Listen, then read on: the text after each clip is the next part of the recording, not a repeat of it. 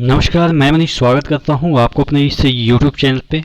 दोस्तों, एक paper cutting है जिसमें आपके सरकारी जॉब का जो पद है उसको, बहुत सारे ऐसे पद हैं जिसको ख़त्म करने और बहुत सारे ऐसे पद हैं जिसको सृजन करने की बात की जा रही है। रेलवे और बैंकिंग एसएससी को एक प्लेटफॉर्म पे लाने की बात की जा रही है और जितने भी डिफरेंट तकरीबन यहाँ पे बताया जा रहा है कि 22 एग्ज़ाम होते हैं सरकारी जो पद है उसको भरने के लिए, तो सभी को एक प्लेटफॉर्म पे लाने की बात की जा रही है। मतलब कि धीरे धीरे पहले तो 3 एग्ज़ाम रेलवे, एसएससी, बैंकिंग को एक प्लेटफॉर्म पे लाने की बात की जा रही है। तो यहाँ पे तमाम जो चीज़ें हैं और ये बताया गया है कि जो सितंबर पिछला माह रहा, जो अभी अक्टूबर चल रहा है, पिछला माह में जो रोजगार है वो बढ़ा है और बेरोजगारी घटी है। ये तमाम जो चीज़ें हैं, क्या आंकड़े हैं और रेलवे के संदर्भ में भी इसमें यहाँ पे देखिएगा यूपीएससी, एसएससी, ये रेलवे भर्ती बोर्ड, आरआरबी में कितने पद जो अभी नियुक्तियाँ होनी है, ये सब चीज़ें इसमें दे रखी है। तो इस पर हम चर्चा करेंगे। इससे पहले वीडियो शुरू हो, आपको पता है कि जो टेक्स्ट बुक है उसका ऑफर चल रहा है। यहाँ पे 26,000 plus mock test, 400 plus exam के मॉक टेस्ट आप लगा सकते हैं। 1 साल का कूपन कोड खरीदना चाहते हैं तो 280 पड़ेगा और अगर लाइफ टाइम के लिए खरीदना चाहते हैं तो 490 पड़ेगा। आपको 30% का डिस्काउंट दिया जा रहा है अगर आप coupon code ER Manish use करते हैं तो, ठीक है।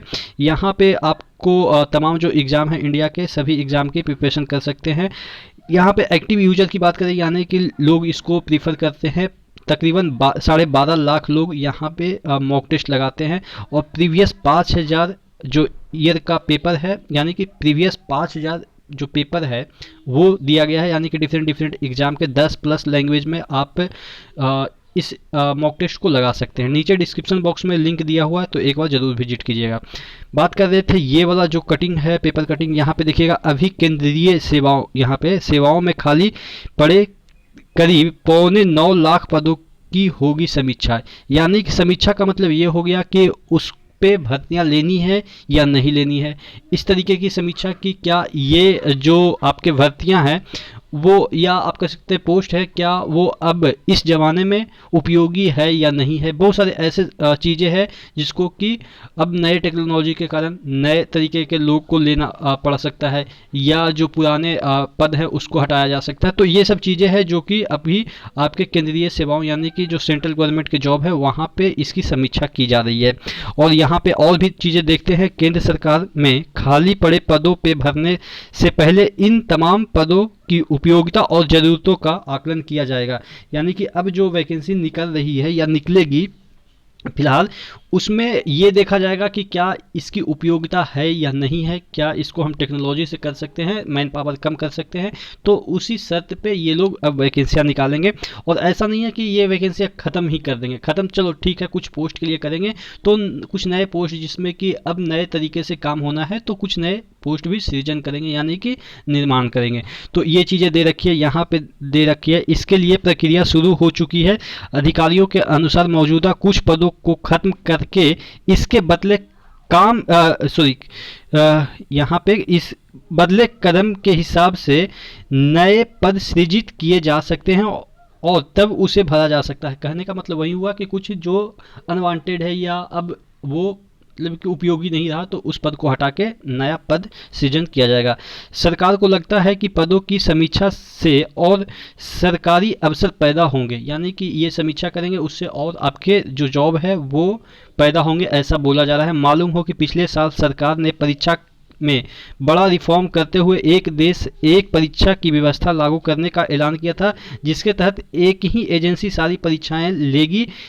इस एजेंसी के प्रभाव में आने से पहले पदों की समीक्षा भी की जाएगी। यानी कि जो आपके सीईटी की बात की जा रही थी उससे पहले वो पदों की समीक्षा करेगा। सरकार के प्रस्ताव के अनुसार रेलवे, यहाँ पे देखिएगा, सरकार के प्रस्ताव के अनुसार रेलवे, बैंक, एसएससी की परीक्षाएं इस एजेंसी से जुड़ेगी। बाद में तमाम दूसरी परीक्षाएं लेने वाली एजेंसी भी इस दायरे में आ जाएगी। यानी कि जितने भी छोटे मोटे एग्ज़ाम होते हैं सभी इसी एजेंसी में आ जाएगी। अभी देश में 20 से अधिक एजेंसियां, यहाँ पे देखिएगा 20 से अधिक एजेंसियां सरकारी पदों को भरने के लिए परीक्षाएं आयोजित करती है। सरकार के अनुसार लगभग 1,25,000 पदों के लिए 2,50,00,000 अभ्यर्थी एक ही फॉर्म भरना होगा। देखिए इससे क्या होगा कि जो प्रक्रिया है, जैसे आप कहते हैं ना रेलवे में क्या होता है कि बहुत लेट लतीफ़ी होता है, यानी कि आप देखेंगे कि 2-2 ढाई-ढाई साल, कभी-कभी 4-4 साल तक चीज़ें चली जाती है। तो इससे एक फ़ायदा ये होगा कि जैसे बैंकिंग का एग्ज़ाम होता है, बैंक चलो एसएससी का भी मैं मानता हूँ कि कुछ उसमें भी डिले होता है, लेकिन बैंकिंग का जो एग्ज़ाम होता है 2 से 4 महीने के अंदर सब क्लियर हो जाता है। तो उसको क्लियर करने के लिए उसका एग्ज़ाम भी होगा, तभी होगा क्लियर। तो इस वजह से क्या करते हैं कि जो अच्छे लोगों की संगति अच्छा ही परिणाम देता है, तो उस तरीके से रेलवे उस प्लेटफॉर्म से जुड़ती है जिससे कि बैंकिंग जुड़ी रहेगी। तो इससे क्या हुआ कि जो रेलवे का एग्ज़ाम है वो भी डिले नहीं होगा। इससे एक फ़ायदा तो ये है, वो अलग बात है इसका सिलेबस क्या होगा, क्या इंग्लिश होगा, क्या हिंदी होगा, क्या चीज़ होगा, वो बाद की मैटर है। लेकिन हमें यहाँ जहाँ तक लगती है कि आपका एक फ़ायदा तो होगा। वो अलग बात है CBT 2 आपका रेलवे बोर्ड ही कराएगा।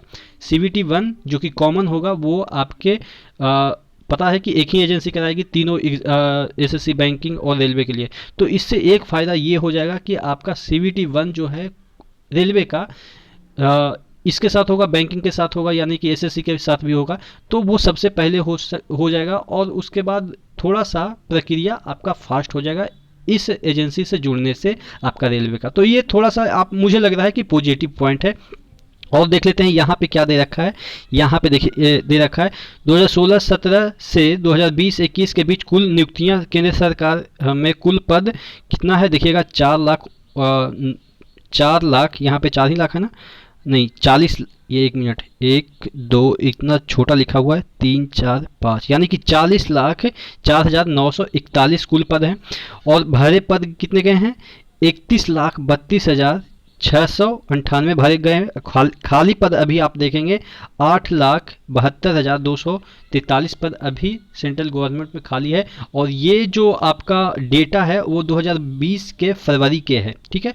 और अभी आप देखेंगे 21 के भी फरवरी हो गया और 22 के भी फरवरी आने को है। तो यानी कि आपके 2 साल पीछे का ये डेटा आप मान के चलो देखिएगा 2017 से 2021, 16-17 से 2020-21 के बीच कुल नियुक्तियाँ ये यूपीएससी ने कितना किया है, एसएससी ने कितना किया है, आरआरबी ने यानी कि रेलवे ने कितना किया, मार्च में मैंने फरवरी बता दिया, यहाँ पे मार्च की बात की जा रही है। तो आप मान के चलो कि 2 साल लगभग होने ही को है अब कुछ दिन में, क्योंकि इतना जल्दी तो ये लोग भरेंगे नहीं।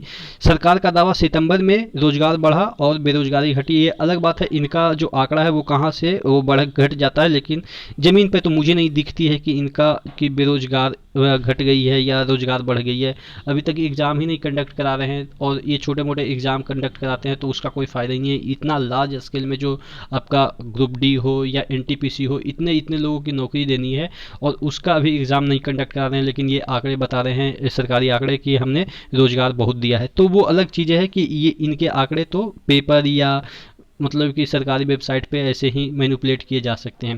लेकिन फिर भी क्या सोचते हैं इस आंकड़े के बारे में कि क्या जो रोज़गार है वो बढ़ी है, बेरोजगारी घटी है, और ये फ़ायदा होगा कि नहीं होगा रेलवे को एक एजेंसी से जुड़ने पे, यानी कि जो तीनों एजेंसियां रहेगी रेलवे, एसएससी और बैंकिंग की, उसको एक प्लेटफॉर्म में लाने से क्या फ़ायदा होगी कि नहीं होगी, आप नीचे कमेंट बॉक्स में ज़रूर कमेंट करके बताएं। नेक्स्ट वीडियो में मिलते हैं, तब तक के लिए धन्यवाद।